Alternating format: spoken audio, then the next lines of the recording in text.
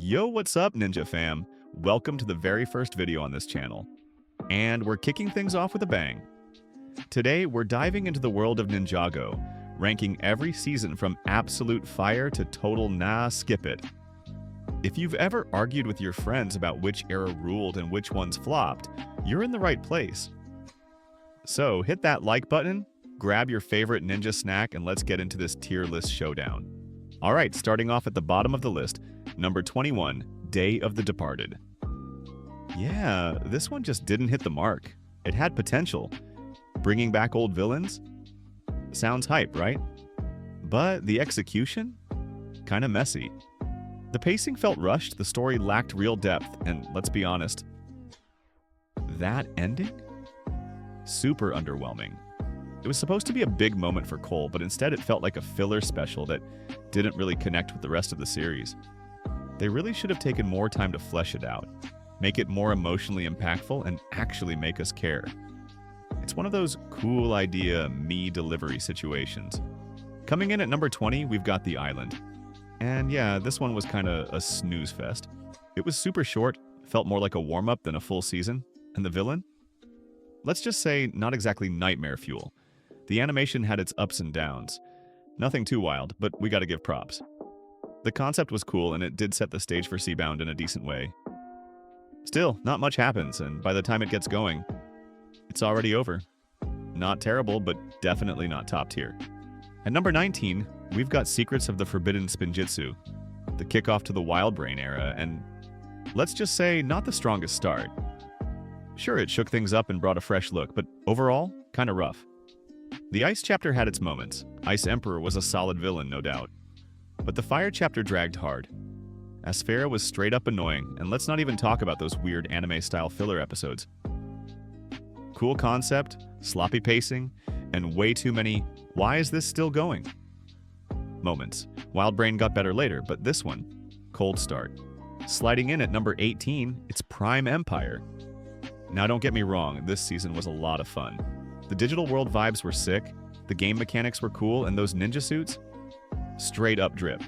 But once you look past the pixel dust, the story kinda falls flat. Unagami had insane potential. Dude literally cubed thousands of people to break into the real world. But how's he defeated? A friendly little chat. That's it. No epic showdown, no twist. Just some talk it out moment. Kinda lame for a villain with that much build-up. Fun vibes, cool style, but yeah, wasted potential. Coming in at number 17, the pilot episodes. Man, talk about nostalgia overload. For a lot of us, this was where it all began. The golden weapons, the scrolls, Sensei Wu's wisdom, all of it. And honestly, for what it was, the plot wasn't half bad. The adventure had real charm, and the weapon hunt was straight up epic. But let's be real, compared to today's Ninjago, it just doesn't hold up. Animation's dated, the pacing is off, and the depth just isn't there. Still, gotta respect the OGs. At number 16, we've got Rebooted, the season that brought Ninjago back from the dead. And honestly, not a bad comeback. The Golden Master was a top-tier threat, Pythor made a slick return, and seeing Lloyd in full golden mode? Magical sparkles. But man, the story had its flaws.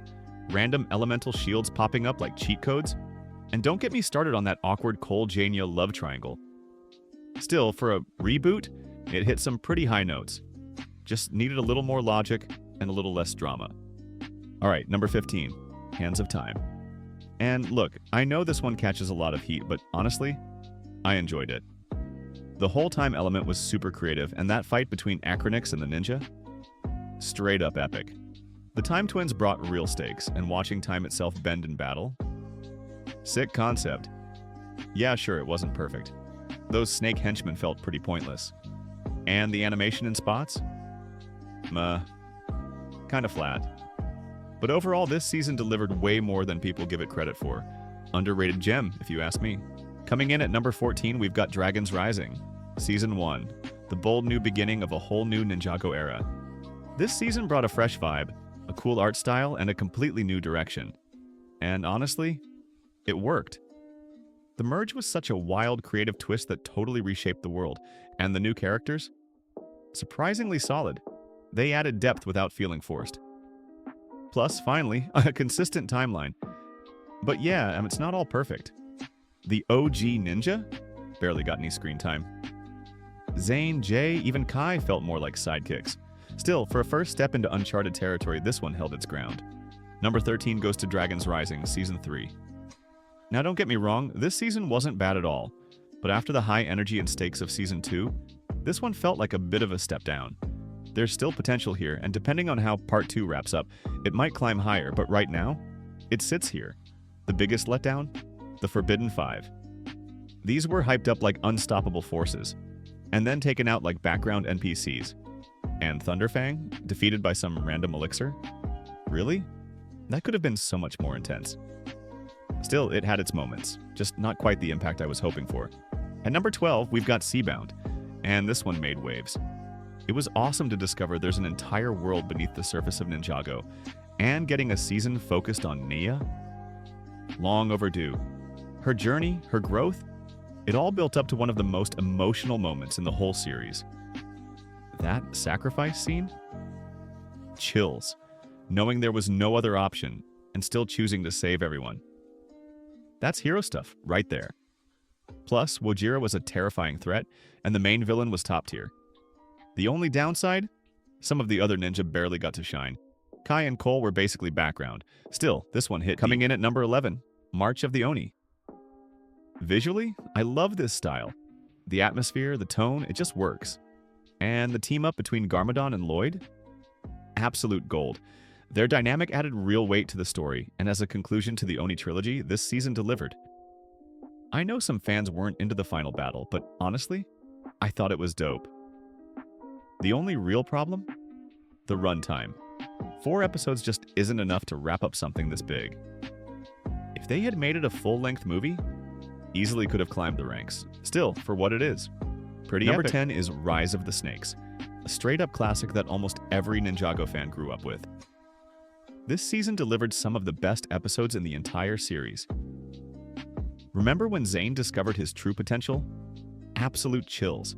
And Kai realizing he's one of the protectors of the chosen green ninja? Pure gold. The character development was on point, and the stakes felt real. Plus, that ending, with Garmadon himself putting an end to the snake that corrupted him, was nothing short of epic. It nailed the mix of emotion and action perfectly. A solid season that still hits hard today.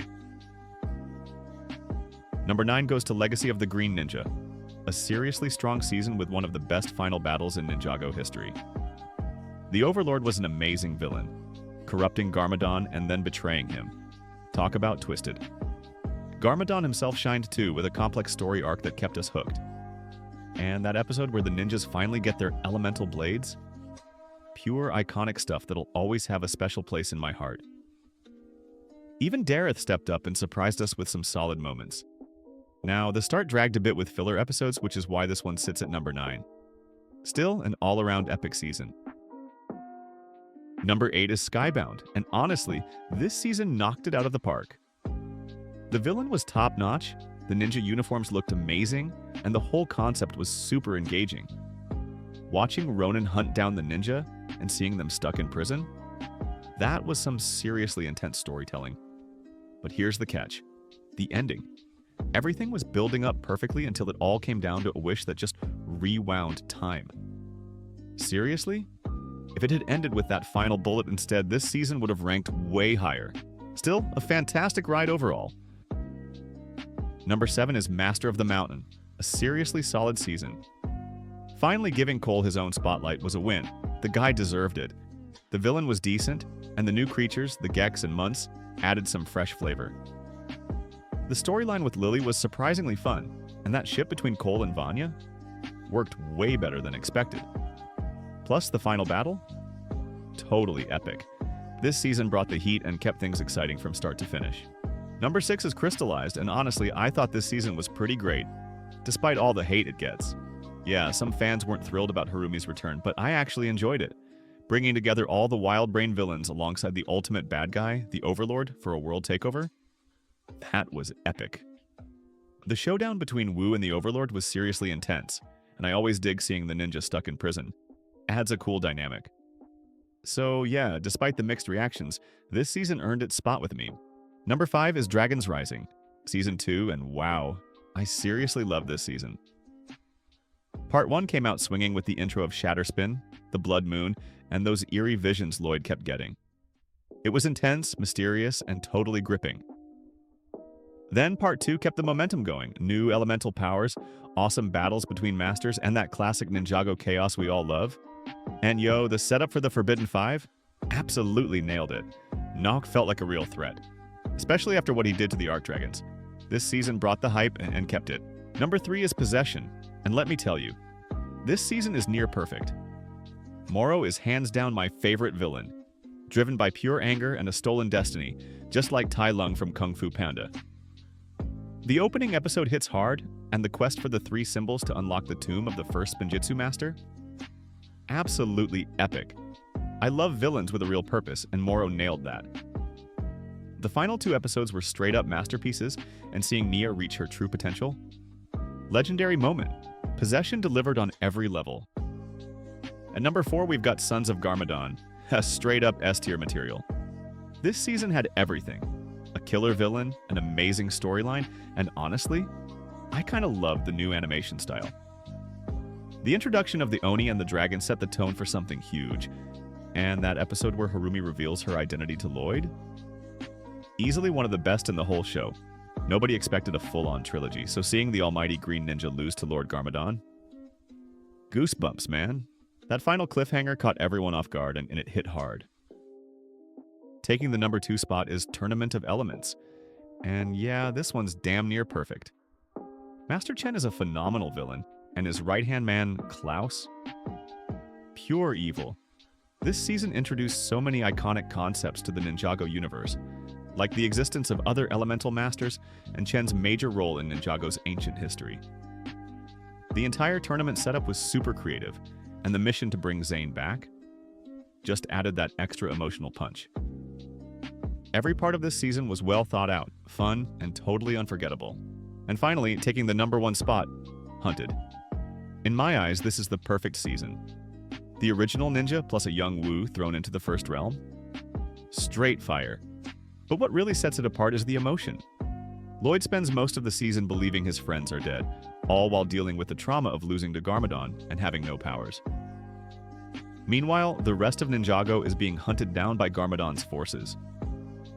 Harumi's death? Poetic and powerful.